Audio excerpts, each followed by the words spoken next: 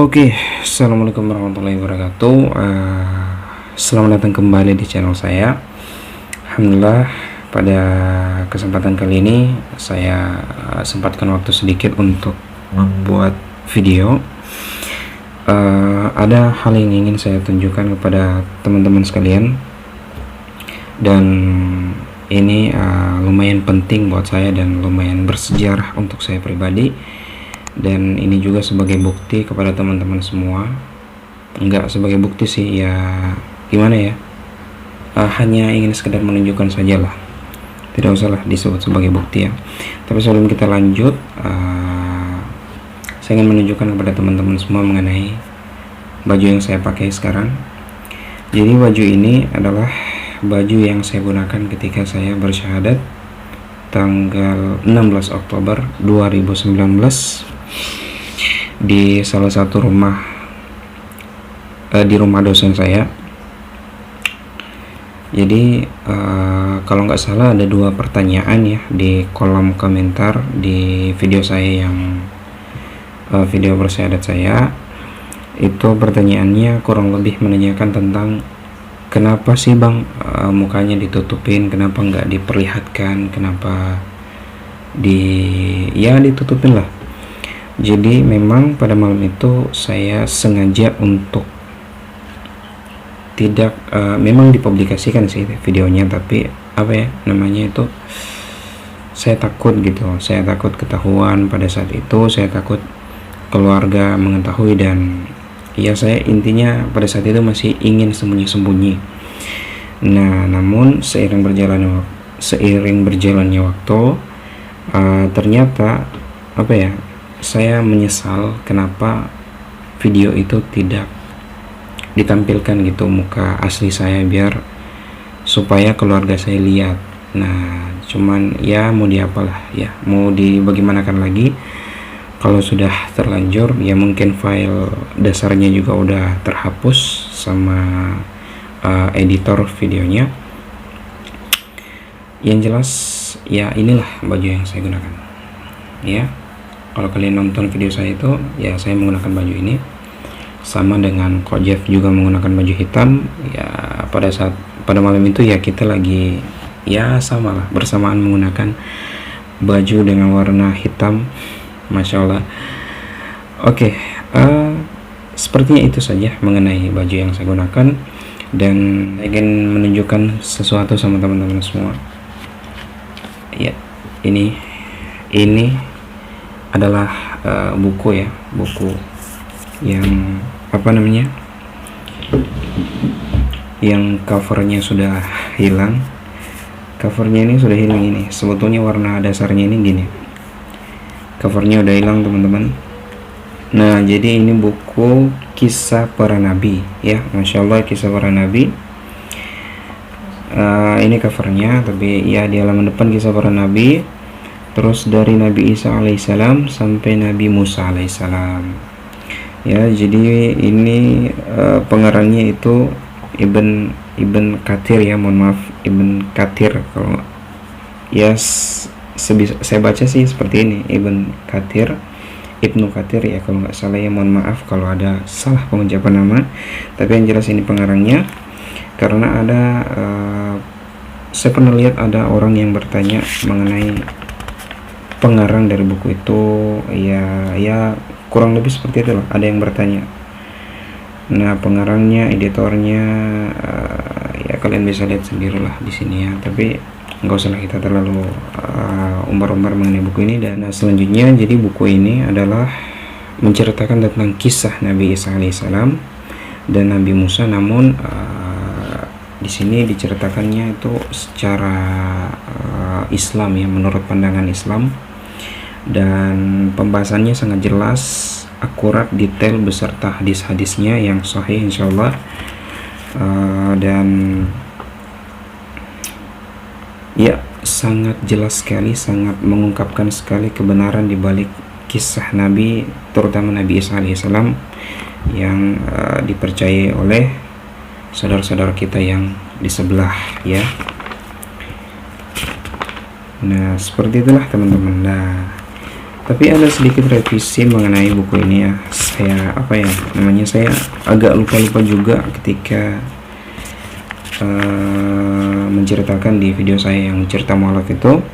Ternyata teman-teman semua sekalian yang dirahmati Allah Subhanahu wa taala, saya mohon maaf sekali lagi, ternyata buku ini sudah sejak SD saya dapatkan, bukan SMP ya.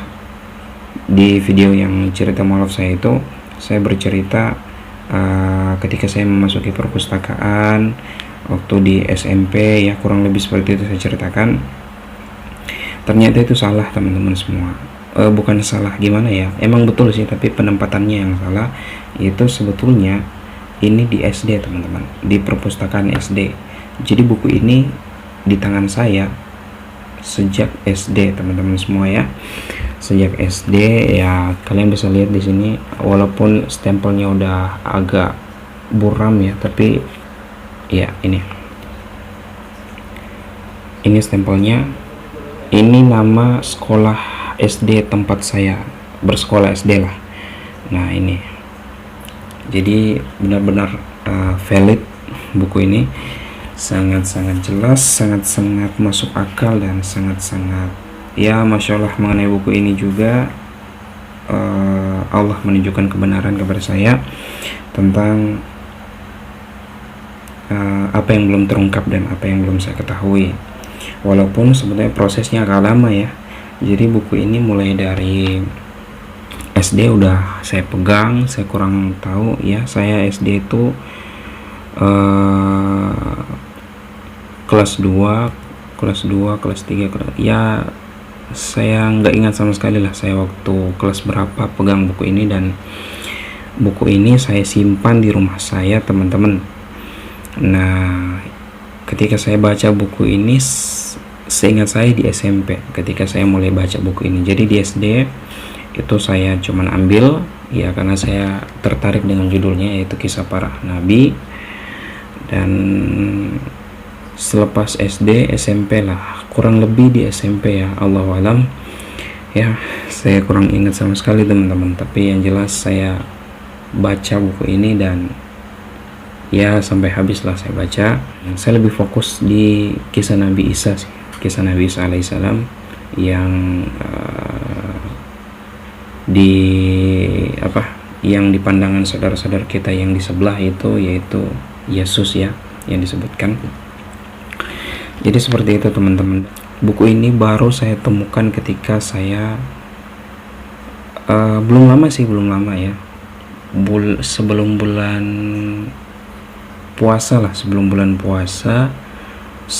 adanya wabah COVID itu saya udah menemukan buku ini. Alhamdulillah setelah saya bersyahadat ya, kurang tahu lah, pokoknya selang beberapa bulan dari saya masuk Islam, saya berusaha cari buku ini dan alhamdulillah saya dapat ini buku ini. Ketika saya cari ternyata dia tertumpuk di paling bawah di buku-buku lama saya, buku-buku SMP ya, buku-buku yang sudah saya tidak gunakan. Itu saya cari dan alhamdulillah saya dapat. Saya akan simpan buku ini sampai kapanpun karena ini buku sangat bersejarah untuk saya pribadi. Sangat ya, saya sangat sayang dengan buku ini. Insyaallah buat teman-teman semua ya, ini buku yang lama sekali saya cari ya. Buku ini lama sekali saya cari, sampai saya bongkar bagian-bagian saya nggak dapat. Tapi ketika saya dapat, langsung saya bawa ke Palu, saya simpan dengan rapi. Dan ya ini akan saya simpan lagi ya. Ini setelah saya buat video ini akan saya simpan lagi di tempat yang aman, di lemari buku, dan akan saya jaga sebaik-baik mungkin. Ya itulah mengenai buku yang membuat saya terketuk hati untuk mengatakan 2 kalimat syahadat pada tanggal 16 Oktober 2019. Pesan terakhir buat teman-teman semua yang masih beranggapan ya, ada beberapa komentar yang mengatakan bahwa Saya kurang hafal komentarnya seperti apa, tapi mereka bilang seolah-olah bahasanya itu adalah karena kamu jarang beribadah, karena kamu jarang ke gereja, karena kamu jarang belajar tentang agama, belajar tentang kekristenan gitu kan, belajar tentang Kristus dan lain sebagainya, sehingga kamu berpindah ke agama lain. Artinya itu bahasa kasarnya itu ya agak pengetahuanmu ya kurang, sehingga kamu berpindah ke agama yang lain ya, seperti itu. Oke, ketika membaca komentar seperti itu, hal ini pernah saya bahas, pernah saya singgung di video saya yang berjudul wawancara eksklusif bersama Ketua Mualaf Center Palu. Itu sempat saya singgung. Saya pernah menanyakan di video itu maksud dari Ketua Mualaf ya, Kojef. Maksud dari Kojef itu yaitu ketika kita mengatakan kenapa sih orang itu bisa keluar dari agamanya, kenapa orang itu bisa masuk dari agama ke agama yang lain. Nah, sebetulnya semua itu terjadi karena kehendak Allah Subhanahu wa Ta'ala ya, karena kehendak Allah Subhanahu wa Ta'ala yang memilih hambanya. Contoh seperti ini, ada orang yang murtad, adapun orang yang mualaf, yang masuk Islam, ada yang keluar dari Islam. Pertanyaannya gini, jikalau memang saya orang yang jarang ke gereja, orang yang jarang mempelajari agama Kristen, orang yang jarang kumpul-kumpul dengan pemuda-pemuda di gereja misalnya kan, sehingga menyebabkan saya itu berpaling ke agama yang lain. Nah, coba kita putar balik ya. Lalu bagaimana ya? Artinya ini pertanyaan balik ke kalian yang mengatakan hal itu seperti saya. Saya ingin menanyakan kembali kepada kalian juga, bagaimana pandangan kalian mengenai para pendeta yang setiap hari ke gereja, yang setiap hari belajar agama, dan bahkan lulus dari pendidikan keagamaannya sampai di sampai dijadikan sebagai pendeta yang layak untuk memimpin umat Kristen. Bagaimana dengan pendeta-pendeta itu yang bisa mualaf gitu? Jika memang permasalahannya itu adalah karena saya kurang belajar agama sehingga saya pindah ke agama lain, lalu bagaimana pendapat Anda ketika melihat pendeta yang rajin ke gereja, yang setiap hari pimpin ibadah, yang setiap hari mengajak Anda untuk lebih dekat kepada Nabi Isa alaihissalam, tapi malah mereka menjadi mualaf? Nah, artinya kita putar balik ya. Nah, silakan Anda renungkan, Anda pikirkan kembali mengenai hal itu ya. Untuk Anda yang mengatakan ketika saya kurang memahami agama sehingga saya berpindah ke agama lain ya. Artinya saya menanyakan kembali kepada Anda, bagaimana orang yang sudah belajar agama, yang sudah belajar kitab, menguasai kitab, memimpin ibadah gitu ya, artinya pendeta gitu, tapi dia bisa mualaf.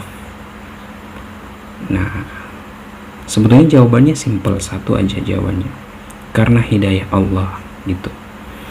Jadi walaupun kita pakar kitab misalnya, pembuat kitab misalnya ya, atau kita bekerja di ruang lingkup masyarakat, artinya kita memimpin masyarakat itu untuk lebih dekat kepada misalnya Tuhan yang lain gitu ya. Nah, ketika Allah berikan hidayah, ketika Allah ketuk pintu hatinya, dia tidak akan bisa menghindar, bro. Jadi buat kalian yang masih keras banget terhadap Islam gitu ya, masih benci banget terhadap Islam, masih anti Islam lah gitu. Nah, mungkin hari ini kalian bisa berkata yang kasar terhadap Islam, hari ini kalian bisa berkata yang kasar terhadap Islam, bisa menuduh, bisa menduga-duga hal yang tidak baik terhadap Islam. Tapi ketika suatu saat Allah ketuk pintu hati kalian, insya Allah ya, Allah ketuk pintu hati kalian, kalian tidak akan bisa menghindar bro. Mau lari kemana, tetap suatu saat pasti kalian akan mengucapkan 2 kalimat syahadat ketika hati kalian telah diketuk, ketika kalian telah dipilih oleh Allah Subhanahu wa Ta'ala. Ya, jadi ketika Allah berkehendak itu nggak ada yang bisa menolak bro, nggak ada yang bisa menolak. Intinya secara garis besarnya ya hidayah lah, hidayah dari Allah. Jadi nggak usah lah bilang-bilang karena kamu ini kamu pindah, karena kamu ini kamu gini. Udahlah, saat ini kalian bisa bilang gitu bro. Tapi kalau kalian diketuk hatinya sama Allah, dibukakan pintu hidayah sama Allah, dipilih oleh Allah secara langsung, ya pasti asyhadu la ilaha illallah wa asyhadu anna muhammadar rasulullah, pasti. Ya mungkin untuk saat ini enggak, ya untuk tahun-tahun berikutnya insya Allah ya, orang yang paling tegas, orang yang paling membenci Islam ya di sahabat-sahabat Nabi itu, masya Allah ceritanya itu lebih keji ya, lebih kejam daripada kita ini. Kita ini mungkin hanya bisa berkata kasar terhadap agama orang lain, tapi sahabat-sahabat Nabi yang dulu yang membenci Islam itu ya lebih parah lagi daripada kita. Mereka bahkan dengan perbuatan mereka, dengan pedang, dengan membunuh orang-orang Islam yang lemah, pengikut Rasulullah Shallallahu Alaihi Wasallam yang lemah, pengikut Islam yang lemah, mereka bahkan membunuh.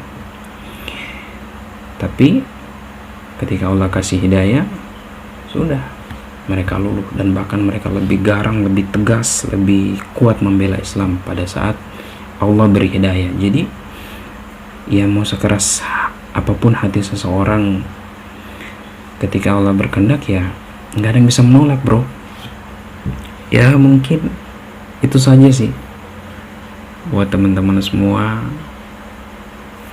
Saya mohon maaf juga kalau ada kata-kata yang salah di video ini ya. Saya juga masih belajar teman-teman, dan semoga kita semua semakin dimudahkan oleh Allah dalam mempelajari agama yang diridhoi Allah Subhanahu wa Ta'ala.